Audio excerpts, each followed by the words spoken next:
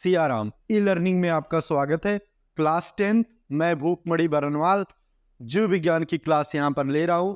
पहला लेसन है आपका, पहला चैप्टर है प्यारे बच्चों, जैव प्रक्रम, जिसके बारे में हम यहाँ डिस्कस कर रहे हैं। और जैव प्रक्रम में हमने पाचन के बारे में जितनी एक्टिविटीज होती है, जितने एंजाइम्स होते हैं, सब कुछ अच्छे से जान लिया है, पढ़ लिया है।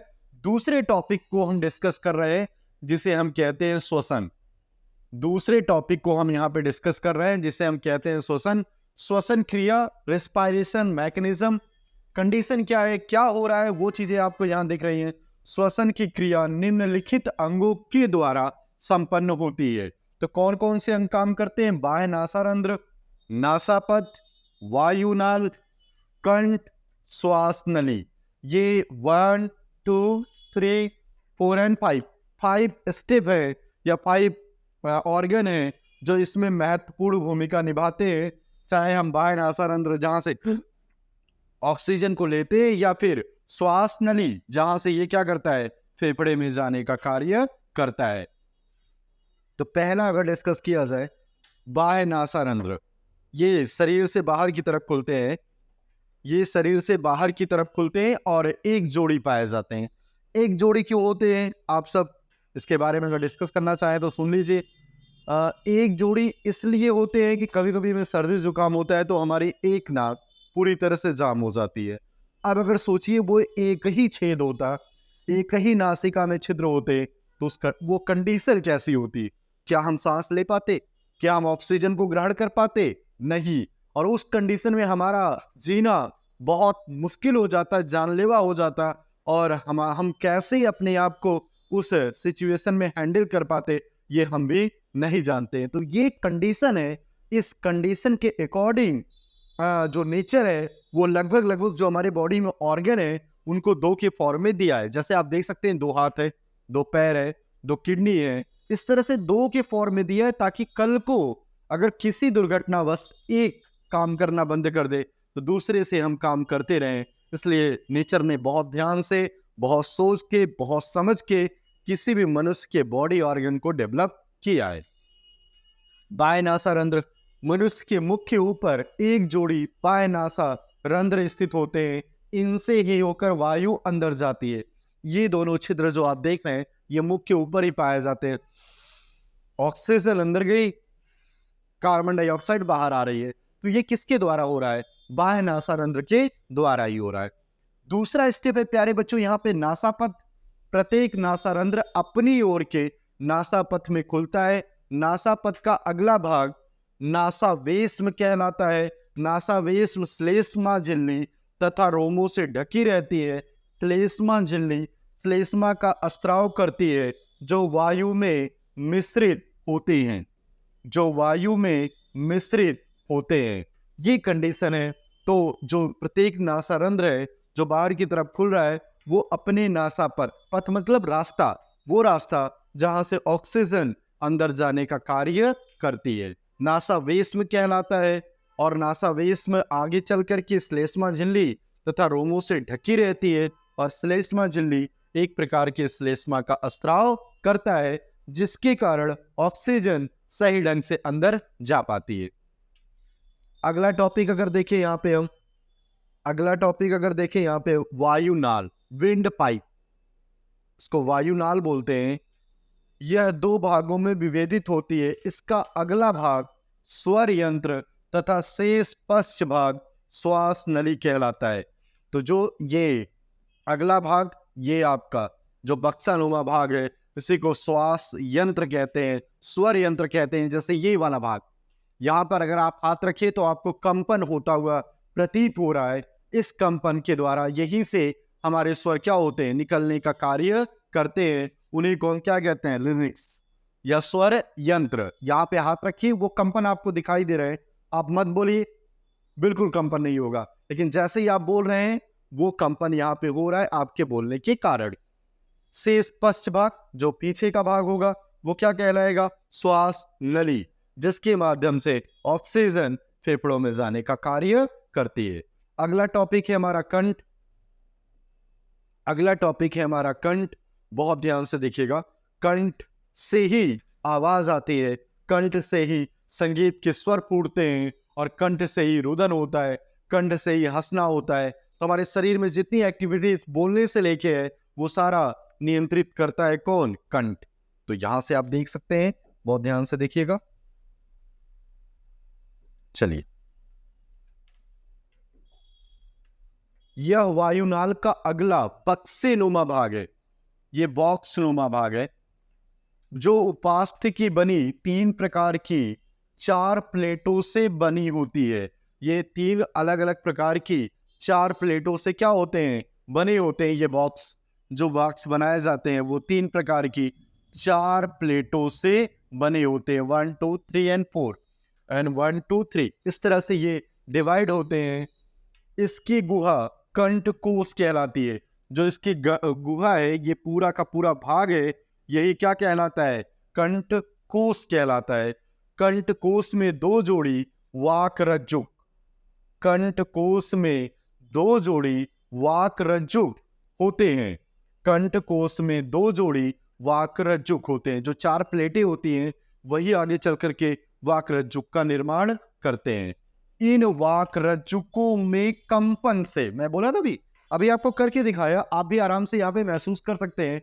जैसे ही आप अपने हाथ को इस कंठ पर लेके जाएंगे वो कंपन आपको महसूस होगा। और यही चीज यहाँ पे समझाने की कोशिश की जा रही है। कंपन से ही ध्वनि उत्पन्न होती है, इस कारण इसे ध्वनि उत्पादक अंग, किसको? कंठ को। इस कारण इसे ध्वनि उत्पादक अंग भी कहते हैं। किसे? कंठ को। तो ये पूरा कंठ के बारे में डिस्क्रिप्शन था। और ये न सिर्फ ऑक्सीजन को आगे ले जाने का काम करता है, बल्कि जो हमारे बोलने की क्षमता है, सबसे बड़ी क्षमता जो हमारी बोलने की क्षमता है, एक टीचर की पावर क्या होती है? उसके शब्द जो उसके मुंह से निकलते हैं, कब निकलेंगे बेटा? जब वो बोलने में सक्षम होगा। अगर ये क्लास आज चल पा रही है तो किसके कारण? कंठ के ही कारण, जिसके कारण हम क्या कर रहे हैं? आप तक, आपको बिना देखे हुए अपनी बात पहुंचाने का कार्य कर रहे हैं। अगला टॉपिक देखा जाए, श्वास नली, जिसको इंग्लिश में कहा जाता है ट्रैकिया। श्वास नली, जिसको इंग्लिश में ट्रैकिया कहते हैं। बहुत ध्यान से देखिएगा।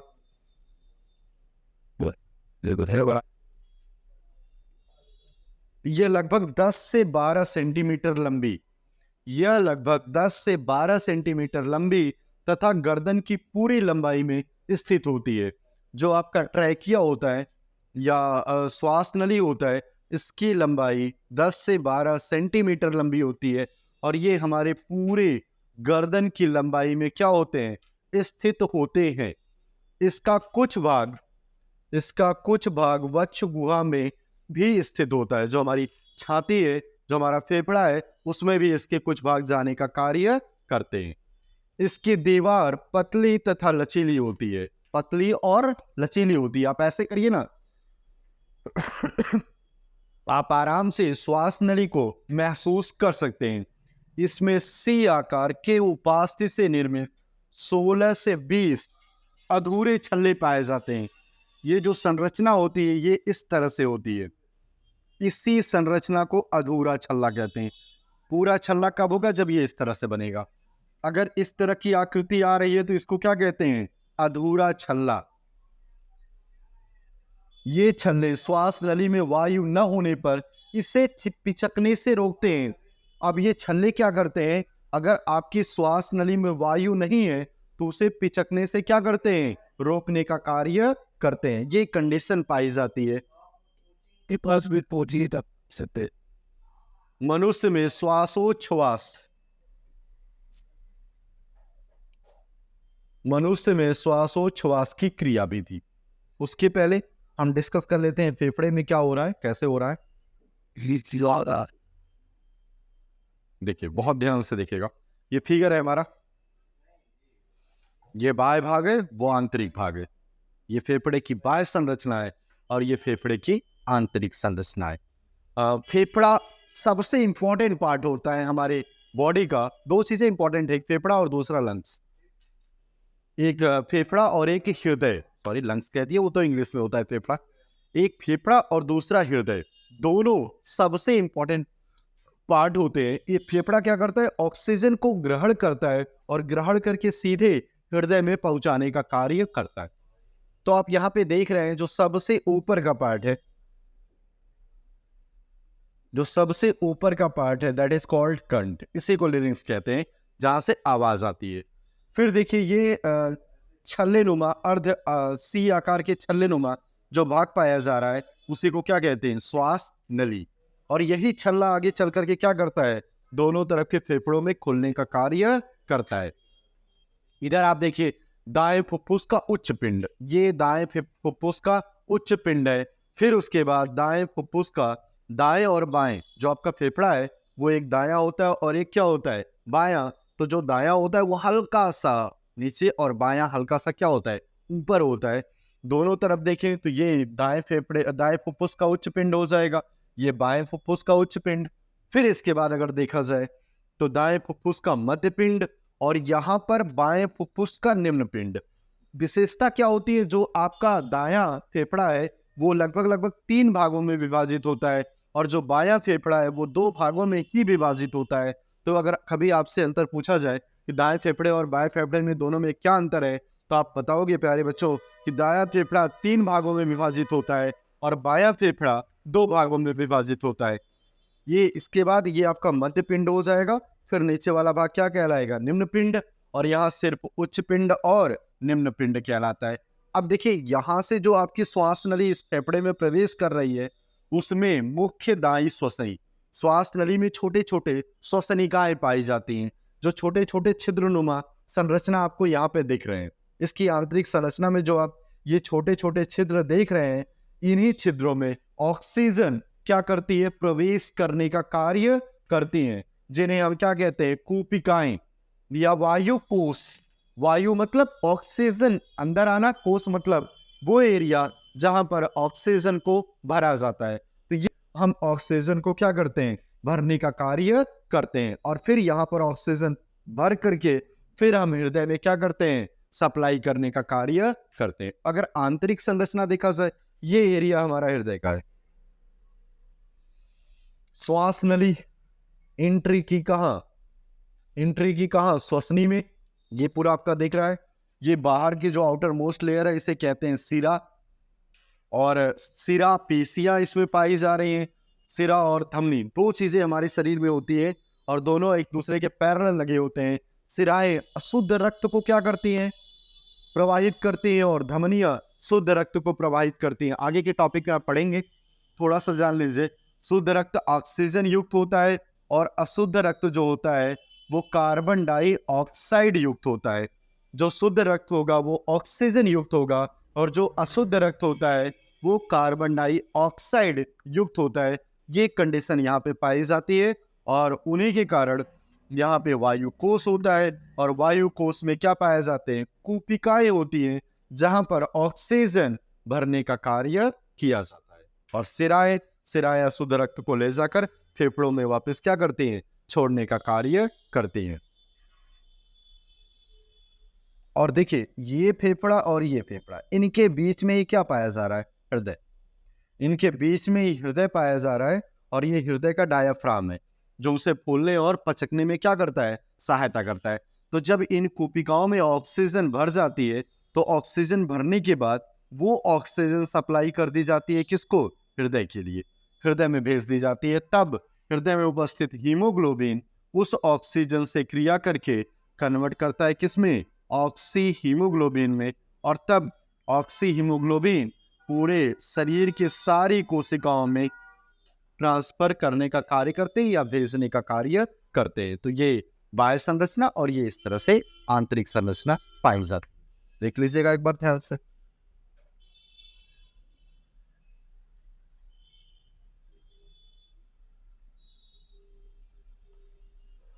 चलिए अगले टॉपिक की तरफ अगर चले, निःश्वसन तथा निःश्वसन में अंतर। निःश्वसन तथा निःश्वसन में अंतर बहुत ध्यान से देखिएगा।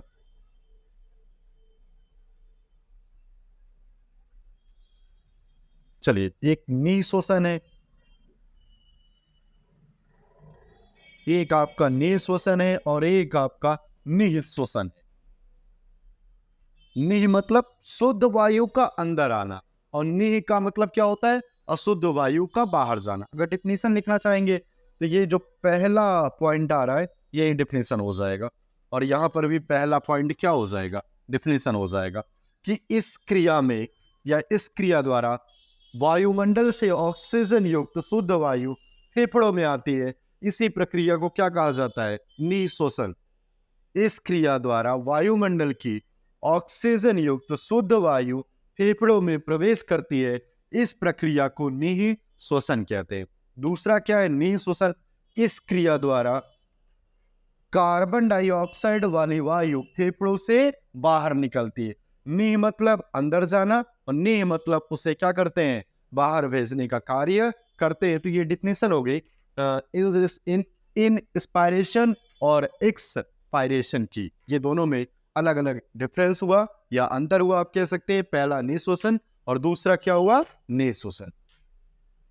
अब दूसरा नंबर अगर देखा जाए इस क्रिया में, किसमें, निःश्वसन में, इस क्रिया में पसलियों से जुड़ी पेशियां संकुचित होने लगती हैं, जिसके फलस्वरूप पसलियां आगे तथा ऊपर उड़ जाती हैं। वह डायाफ्राम चपटा हो जाता है।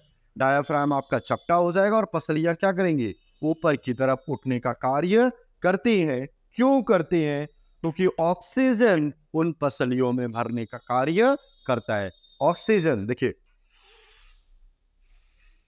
ऑक्सीजन हम भर रहे हैं, मतलब वो पसलियां ऊपर की तरफ क्या कर रही हैं, उठने का कार्य कर रही हैं।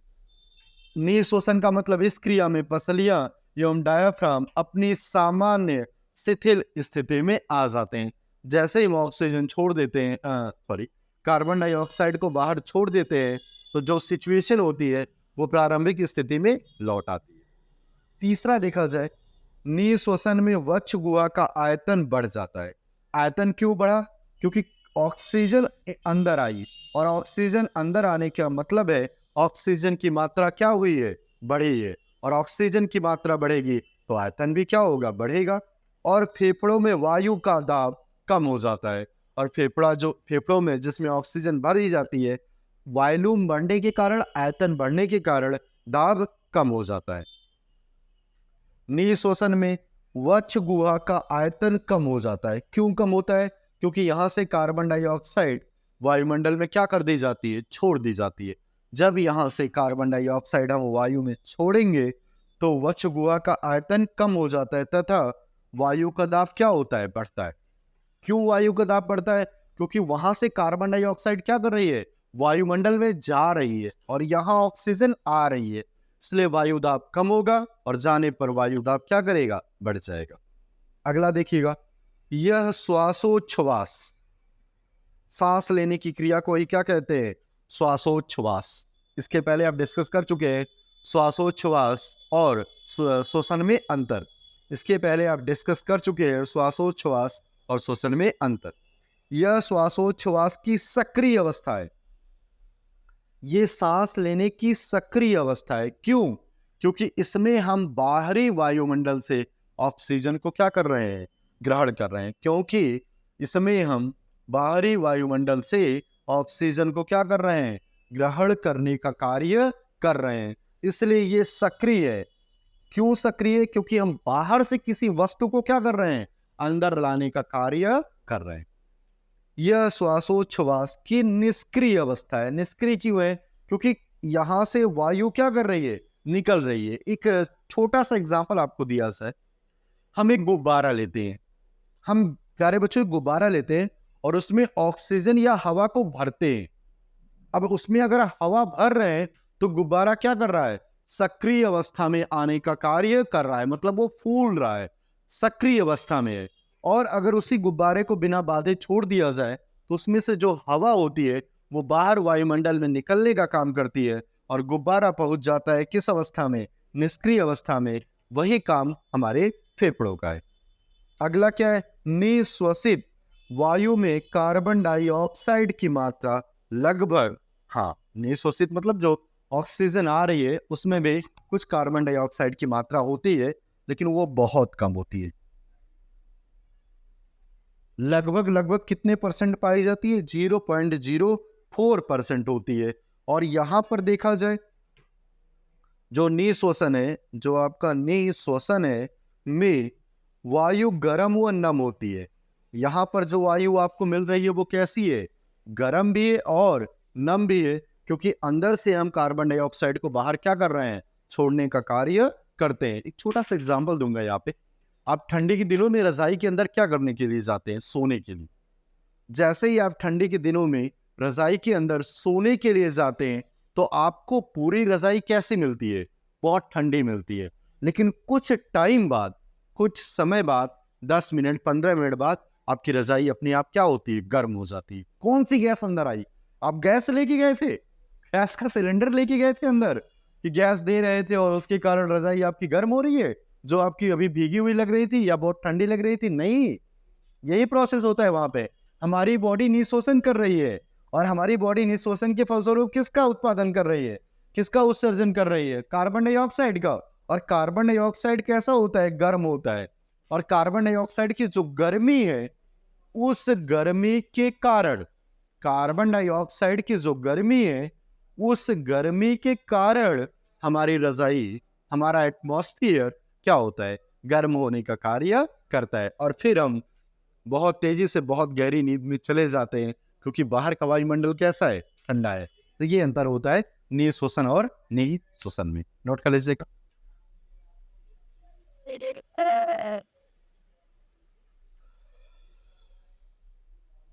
that all the healing there. I mean, do you have we did little over the letter at it's a mean lot. You know it. How you gonna get the I half to that. चलिए आगे बढ़ते हैं। तीसरा topic है हमारा गैसीय विनिमय, gaseous exchange. विनिमय का मतलब बहुत सिंपल वे में देखा जाए तो लेन देन होता है। हम किसी वस्तु को देते हैं तो किसी वस्तु को क्या करते हैं? लेते हैं। और हमारे यहाँ क्या हो रहा है? जो श्वसन की प्रक्रिया है या श्वासोच्छ्वास की प्रक्रिया है या जो भी कुछ हो रहा है, यहाँ पे दो प्रोसेस होता है बेटा। ऑक्सीजन अंदर जाती है, मतलब वायुमंडल से हम क्या लेते हैं? वायुमंडल से ऑक्सीजन लेते हैं और कार्बन डाइऑक्साइड को वायुमंडल में क्या करते हैं? छोड़ते। तो यही ऑक्सीजन का लेना, कार्बन डाइऑक्साइड का छोड़ना ही गैसीय विनिमय कहलाता है। यह सामान्य विसरण द्वारा होता है।